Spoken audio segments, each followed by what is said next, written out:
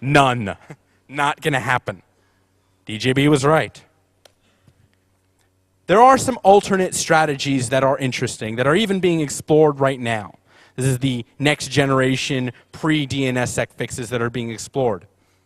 Lots and lots of people want to go to the good old days when we thought the TTL worked, where we thought, well, okay, 1 out of 65,000 isn't a lot, but maybe we can make it that, fix the flaw in that beautiful, brilliant model.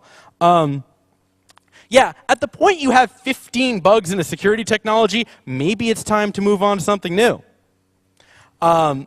Here's a really fun way around the TTL that actually got shown to me. If you go to a name server and you tell it, I would like to look up www.google.com with record type 1337. This does not exist, but it's totally elite. Name server goes, well, I've got an address. I've got like an IP address for www.google.com. But you know what I don't have? I don't have anything leet for Google. So I better go see if Google has anything leet. So it goes off to Google. And meanwhile, you reply with a whole bunch of messages that say, nah, there is no such thing called www.google.com. Just doesn't exist. Eventually you'll win. Eventually you'll get a reply back. But guess what happens when you get that reply back? Name server says, well, I guess there is no such domain as www.google.com. Throws it all away. TTL bypassed yet again. I'm not saying you can't fix each one after each one after each one. It's just at some point you have to admit, man, this stuff doesn't work. It's a useful approach for defense in depth, but it's never, ever going to be comprehensive. You will break the semantics of DNS. You will make the wrong record come back. You will hit that 1% failure rate trying this path long before you will do any reasonable dent on the ability of an attacker to hijack names.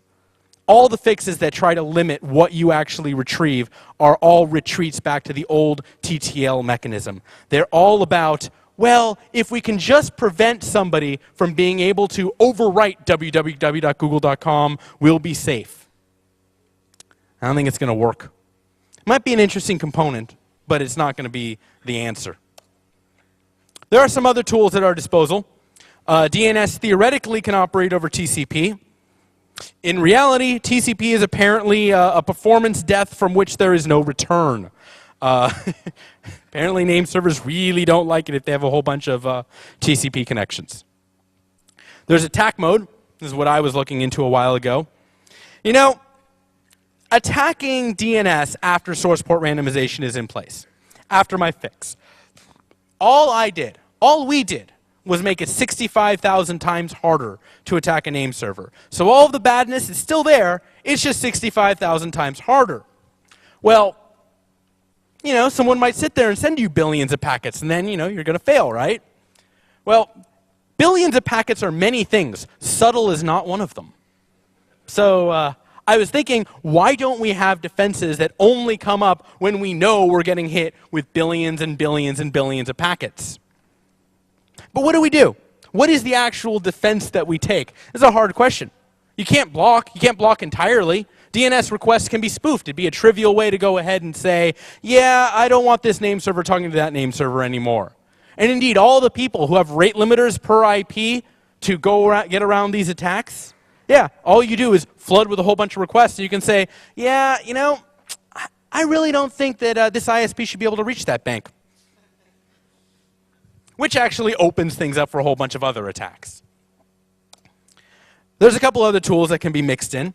Double and triple resolve. So, you know, you have multiple queries for the same name. Hopefully you'll get overlapping responses back.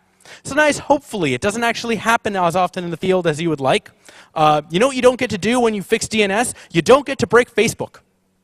So it's good for attack mode, but bad for all these content distribution networks like Akamai and Limelight and so on. This is what Nick Weaver calls volatile records, and they are a problem. Final thing that people are looking into is called OX20. And this is the case sensitivity bit in ASCII text. DNS is case insensitive but case preserving. Meaning if you look up www.google.com with weird caps, you'll actually get a resolution through. And the response will actually contain the case that you originally described. So you might say, well, great, you know, I've got all these extra bits. I got uppercase, I got lowercase. I'm going to make sure they all come back okay. Some name servers don't support it, but the bigger problem is names like A1.1111111. There's no such thing as an uppercase 1, so you only get an extra bit. Should there be a midpoint fix? Should there be something before DNSSEC happens? I don't know. Maybe. There might actually be a combination of fixes that once assembled actually kind of works. I don't know. It's ugly and it's messy, and it sure as heck was not something we were going to try to do 18 engineers in a conference room at Microsoft. So, what of the actual release itself? Most of what happened after July 8th is very public, so I don't want to actually go in too much depth on it. But there's a couple things I'd like to speak to. First were the notifications that we actually did to people, and second was the testing app, because I think that was actually kind of cool how we built that out. So, I had a question for you guys. Raise your hand if you feel like it. How many people in this room have ever been asked to steal a bunch of credit card numbers? One. How about run off with a laptop containing gigs of personal data? Anyone? Extracting data from the servers of a large multinational? Okay, for this next one, be honest, there's no way anyone's going to trace it back to you. How many of you have ever been asked to break into someone's Hotmail account or Gmail or Yahoo? Yeah, that's right. So this is why I spent a good portion of July on the phone with Google and Yahoo and eBay and MySpace and Facebook, because there ain't nothing people want to break into more than personal email. The other group that we were really worried about were the SSL certificate authorities. Domain validation is embarrassing. The idea behind domain validation is you go to a website and there's a little lock. And little lock says, you're at www.bank.com, and you can tell because there's a lock. Well, do you ever wonder why the bank was able to get the lock, but you yourself couldn't put up a server? Well, you see, what happens is that the bank goes to VeriSign and says, we'd like a little certificate. We'd like to do the lock. And they say, well, how do we know you're you? How do we know you're actually a bank employee? You could be some guy.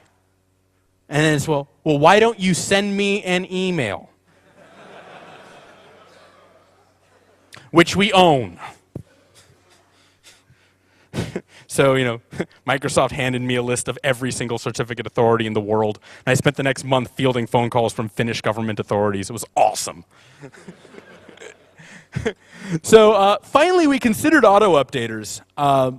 Frankly, we kind of underestimated just how many of these were actually broken in the field. We got LinkedIn fixed really quickly. They had a little toolbar. It's apparently really common in corporate environments. I mailed security at linkedin.com. I got a phone call back in 20 minutes. I approve.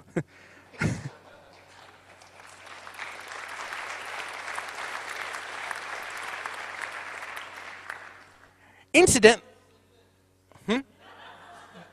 Yes, you did.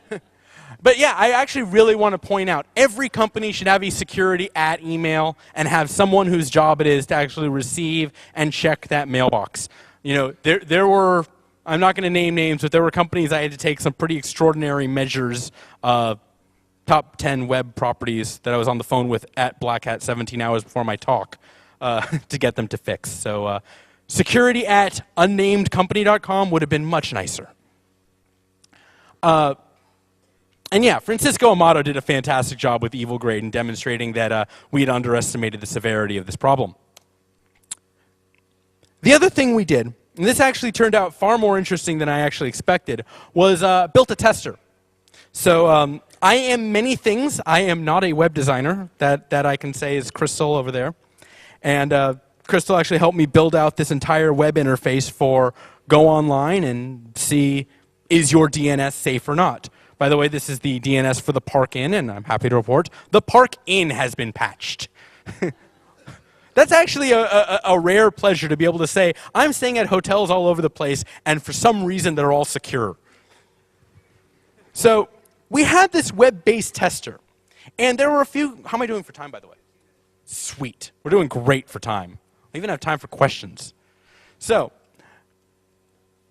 there are a few things missing from this tester that people kept mailing me requests for. One of them, and probably the major one, was how come I can't put in the IP address of my name server? And the answer is because you have no idea what your name server is. Don't kid yourself. Look, people have no idea what name servers they use. It's set once, it's forgotten about. Maybe the name server is behind a firewall. Maybe the name server is set up in some kind of weird, dynamic, auto-clustering, magic. Like, the weirdness that actually happens with DNS is astonishing. I once made a graph of all the DNS relationships. I swear to God, it looked like the Human Genome Project. So, what I ended up doing was saying, look, somehow this web browser found my website. It had to use DNS to do that.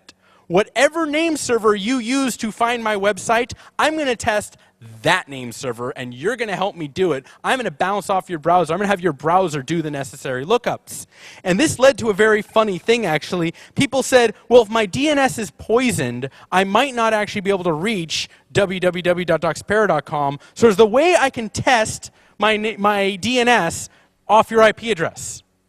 And I'm like, wait, if you're coming to my IP address, you're not using DNS, so how are you testing your DNS? Hello? Anyone? Dozens of mails of that type.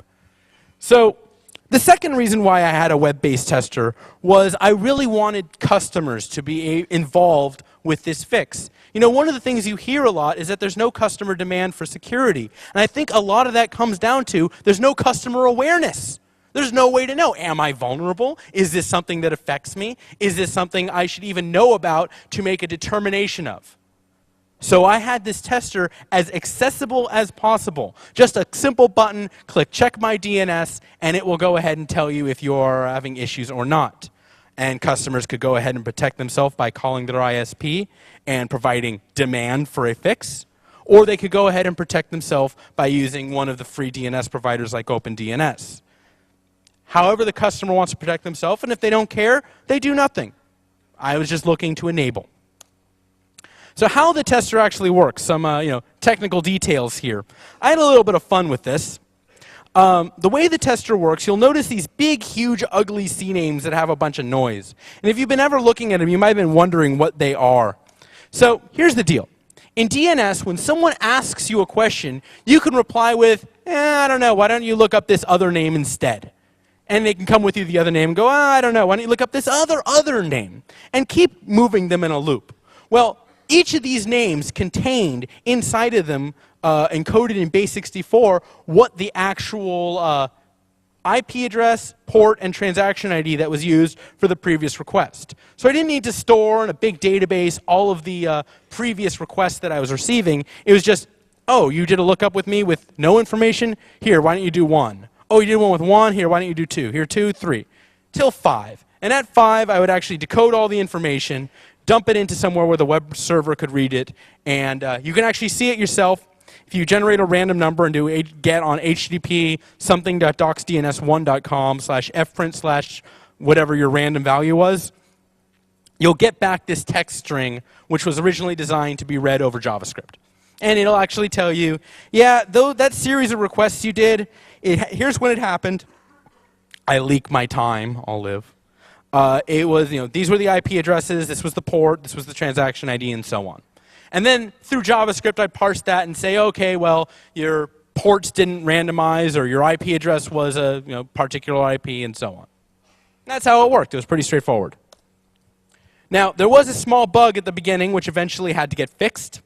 So originally, when I moved you around in this loop, I would say, please keep hitting this particular name server on this. Please keep hitting the same IP address over and over and over again. And I thought that was fine. Well, it turned out, after we realized all the firewall issues, some people built firewall rules that said, okay, we'll randomize ports as long as the IP address changes. If the IP address stays the same, well, it's not leaking the port to anyone. We'll just let it keep using the same port over and over and over again. So like, cool. Wait a second. That means my tester doesn't see the port changing, which means my tester is giving false positives, which means I have some unhappy ISPs on my hands. So went to ISC and said, hey, I need a host. I need to have 5 IP addresses. And the replacement was, when you go to the first server, it says, no. Go to the second server on a different IP. You go to the second server, it says,